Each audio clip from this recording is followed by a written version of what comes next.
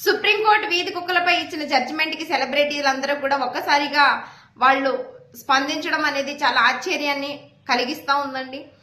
ఒక పేద రైతులు గాని విద్యార్థులు గాని సూసైడ్ చేసుకుని చచ్చిపోతుంటే ఈ సెలబ్రిటీలు ఎక్కడ దాక్కుంటారో తెలీదు, ఎక్కడ ఉంటారో తెలీదు.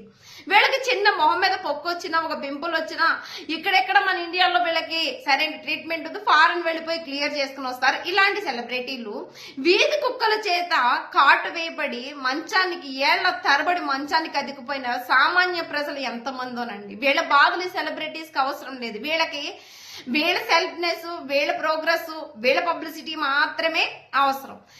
వీళ్ళు చేస్తున్నటువంటి అంటే అర్ధరాత్రి దగ్గర బండ్ల మీద వెళ్తున్నప్పుడు తెలుస్తుందండి, ఆ కుక్కలు మరుగుతా ఉంటే ప్రాణాలు అరిచేతిలో పెట్టుకుని వస్తూ ఉంటారు చాలా మంది. ఈ సెలబ్రిటీలకి కార్లలో తిరిగిన వాళ్ళకి తెలియదండి ఇలాంటి విషయాలు. దీంట్లో సామాన్య ప్రజల దగ్గరికి నుండి సుప్రీంకోర్టుకి అభినందనలు వెల్లువెత్తితే సెలబ్రిటీల మీద ఆగ్రహాలు కూడా వెల్లువెత్తుతూ ఉన్నాయి.